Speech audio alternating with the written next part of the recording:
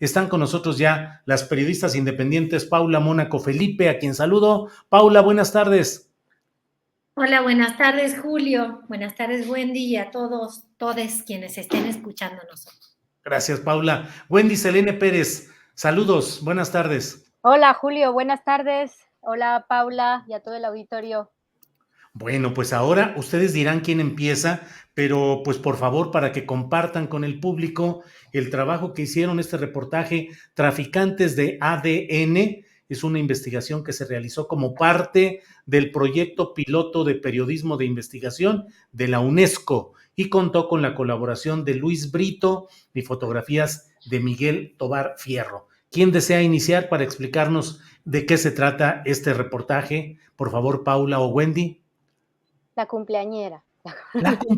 ¿Cumples años, Paula? Wendy. Hay que Wendy es la cumpleañera. Wendy dijo la cumpleañera. Bueno. Y mañana cumple Paula, así que estamos las dos de cumpleaños. Bueno, pues entonces para realidad. las dos, felicitaciones a ambas. Wendy, la cumpleañera de mañana, que empiece Paula, por favor. Ándale, bueno, a ver, Julio y auditorio, primero contar que este reportaje, como decías, fue financiado por el proyecto piloto de investigación de UNESCO y se ha publicado al mismo tiempo en 15 medios, uno de los cuales es Astillero Informa, lo cual le agradecemos mucho y es para nosotras un honor. Este reportaje es una trama que pudimos ir reconstruyendo de irregularidades y presuntos ilícitos cometidos por agentes del Estado, funcionarios del pasado, de años anteriores, y una empresa privada, Central ADN SADCB. A esta historia llegamos por medio de una primera noticia, una vez que nos comentó, como parte de nuestras coberturas, que es un tema que trabajamos desaparecidos, una mamá de un desaparecido nos comentó que un laboratorio privado se había acercado a ofrecerle que le podía ayudar en la identificación de su hijo y que ya sabía dónde podían estar los restos de su hijo. Se acercó, la citó en un café y a partir de ahí empezamos a jalar de ese hilito.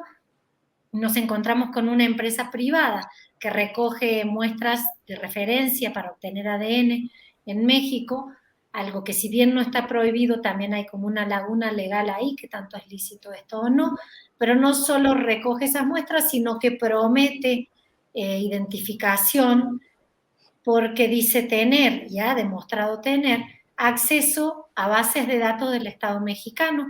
A las familias estas empresas le prometía el acceso a la base de datos de PGR o IFGR y les mencionaba también la Comisión Nacional de Seguridad.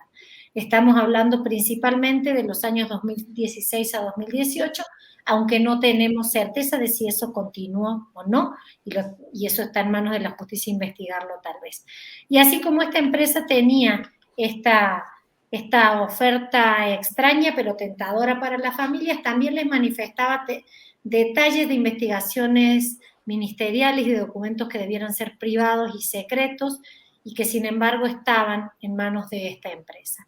Y por medio de los hilos que fuimos jalando encontramos también nada menos que el primer comisionado nacional de búsqueda, Roberto Cabrera Alfaro, está siendo sometido a un juicio por ejercicio indebido de la función pública, un juicio, un proceso que tiene casi un año de existencia, pero no se había hecho público todavía, y se le está investigando desde la Fiscalía Anticorrupción de la Fiscalía General de la República por presuntamente copiar, filtrar, robar, no sabemos los términos exactos porque no nos han dado acceso al expediente, la base de datos de PGR a un particular que es Central ADN SADCB o ADN México, precisamente esa empresa que se acercó con las familias y que ha tomado muestras y que tiene muestras de las familias. Más o menos esa es la trama de esta compleja urdimbre. Ahí me gustaría agregar un poco también que además de que tiramos del hilo por esa cosa, teníamos ya un documento también que nos daba indicios de que había una empresa particular haciendo muestreo de ADN a restos óseos en México de personas, de restos exhumados de fosas clandestinas. Teníamos ya un documento de Coahuila, que por transparencia habíamos obtenido, que decía que un laboratorio llamado ADN México había extraído muestras de ADN a restos óseos recuperados por familias en Coahuila. Entonces ahí empezamos a hacer el match, a buscar por web, dimos con el registro comercial de Central ADN SADCB. Eso es importante porque ahí tiramos, o sea, no tuvimos ninguna filtración de otro tipo, no hemos tenido acceso al expediente y no comenzamos buscando por la denuncia penal en contra del excomisionado, Julio. Uh-huh. Wendy, para que nos quede preciso a quienes no tenemos todo el conocimiento tan detallado como ustedes de todo esto, un encargado de una Comisión Nacional de Búsqueda que por tanto tenía acceso a un banco de datos o archivos relacionados con el ADN, los vendió a una empresa que a su vez esa empresa vendía esos servicios a particulares que querían saber algo sobre sus desaparecidos? No sabemos si lo vendió o no lo vendió o cómo fue, lo entregó. O sea, Uh-huh. se presume que fue entregado a un particular y ese particular sería la empresa Central ADN SADCB. A ver, pongamos esto. El excomisionado nacional de búsqueda, que fue el primer comisionado nacional de búsqueda en el país, designado en el tiempo de Enrique Peña Nieto, que hubo una convocatoria abierta y demás, en ese tiempo se decía que había recibido el apoyo de 166 colectivos, ¿no? Porque él ya trabajaba en la Comisión Nacional de Seguridad, bajo el mandato de Renato Sales Heredia en la Comisión Nacional de Seguridad. Entonces él ya tenía de alguna manera desde muchos años antes, también en la Comisión Nacional Antisecuestro, la primera Comisión Nacional Antisecuestros de México, él también con Renato Sales, él ya tenía acceso a expedientes y a información de casos sensibles relacionados con violaciones graves a derechos humanos y de desapariciones. O sea, primero creo que a la auditoría hay que ponerle como de quién estamos hablando, que era es un hombre de 46 años que ya tenía como estos antecedentes. Cuando entra a la Comisión Nacional de Búsqueda, en marzo de 2018, él asume, empieza su trabajo y demás, y después es el primero que nos da un dato que era 40,000, supuestamente 40,000 desaparecidos en el país, te acordarás que estaban los datos abiertos, ¿no? Y después cuando se va él en enero de 2019, él dice, ¿saben qué? Nosotros logramos tener en nuestro poder, o sea, en la oficina de la Comisión Nacional de Derechos Humanos, una base de datos de perfiles genéticos con 50,000 perfiles genéticos. Entonces, uno se pregunta, pues a lo mejor en ese momento no nos saltó porque no estábamos empapados con el tema y a nadie nos saltó, pero la pregunta desde ese momento hubiera sido, para todos nosotros, periodistas, público auditorio, era, ¿de dónde sacó esos datos? ¿De dónde sacó esos 50,000 perfiles genéticos? Esa es una primera pregunta. La segunda pregunta, y que es la que investiga la autoridad, es que a quién le entregó esos perfiles genéticos y esa base de datos que la Comisión Nacional de Búsqueda presuntamente ahora no tiene.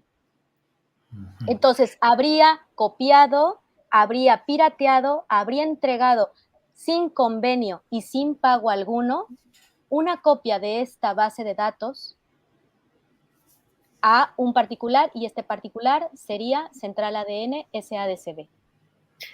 Y ahí yo agregaría, Julio, sí, ya que preguntas como por el lado económico de todo esto, este laboratorio Central ADN SADCB ha tenido al menos 3 convenios y contratos de colaboración con estados mexicanos. Importante mencionar que hicimos pedidos vía plataforma de transparencia a todas las fiscalías de los 32 estados de la República y excepto Coahuila, los demás dijeron no haber tenido nunca convenio con ellos. Incluso cuando nosotros teníamos copias de los convenios, como es en el caso de Morelos y San Luis Potosí. El primer convenio fue en 2016 con Morelos, para realizar 149 pruebas de identificación humana a partir de huesos. Este convenio fue por 5.700.000, perdón. 1 millón. 1 millón de pesos, a razón de 5.780 pesos por cada análisis. Con una cláusula rara, o que nosotras creemos que es compleja, que es darle la posibilidad al laboratorio privado de almacenar en sus bases de datos la información genética de los huesos obtenidos vía fiscalía durante 5 años. El segundo convenio está en San Luis Potosí, precisamente en el año 2016, con el entonces director de Servicios Periciales, Alberto Rogelio Ortega Madrid. Ese convenio supuestamente es de capacitación, ese convenio dice ser de capacitación del laboratorio privado a los laboratorios públicos y sin ningún pago por eso. En el marco de ese convenio, la representante, la cara visible de Central ADN, Mariana García Sosa, en eventos públicos que documenta la prensa local, dice que el Estado, que la Fiscalía del Estado ya le donó una copia de su base de datos a la empresa privada y dice también que tiene ya copias de 8 instancias estatales. Luego, entre 2016 y 2018, en Coahuila, vía adjudicación directa, el Estado le paga a Central ADN SADCB 4.1 millones de pesos para identificación humana de restos y también con una cláusula de que podía mantener esta información dentro de su propio sistema privado, aunque en este caso por un año, pero esa situación termina mal por retrasos en los pagos y la empresa privada amenaza con no devolver los huesos, los restos óseos a la Fiscalía.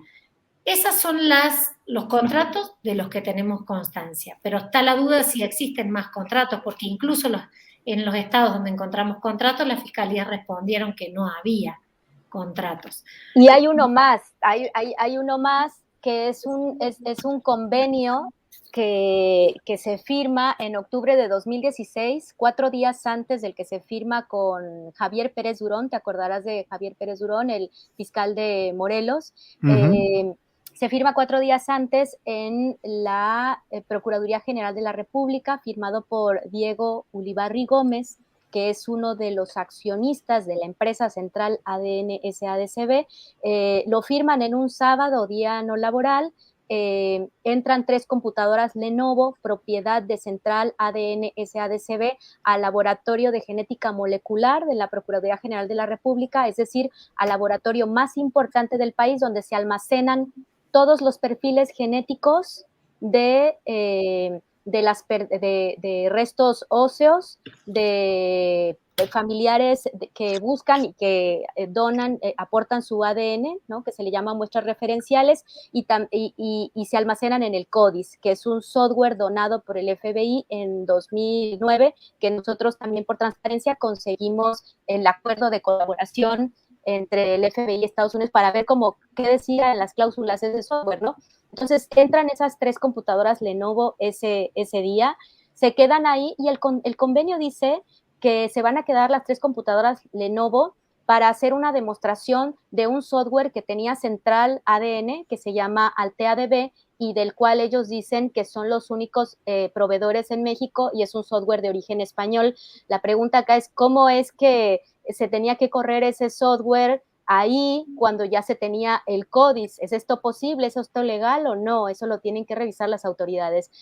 Otra cosa es que decía que se iban a quedar las computadoras 7 meses corriendo la demostración, y el convenio solo estaba firmado por la entonces jefa de laboratorio, la directora del Laboratorio de Biología Molecular, que es Marta Acela Valdés González, que ya no es funcionaria. O sea, ya después de ese tiempo, pasó un tiempo, salió como directora y después la pasaron a un cargo de perito, y después de perito salió y ya ella tiene su propia organización, ¿no? Forense de asesorías y da cursos, pero ya no es funcionaria pública, eso hay que decirlo.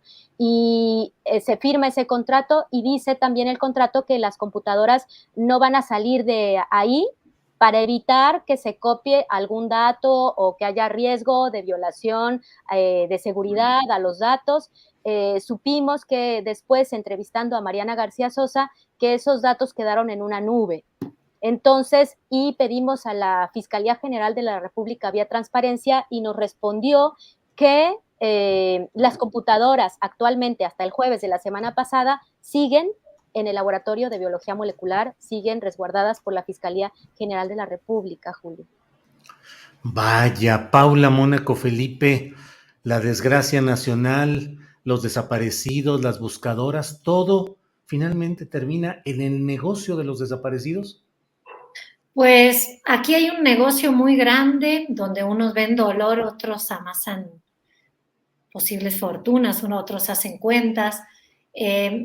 Llama la atención que el acercamiento de este laboratorio privado a las familias es gratuito, les ofrecen muestras de referencia gratuitas, cuando eso en México se cobra alrededor de 4,000 pesos más o menos el tomar esa muestra y analizarla.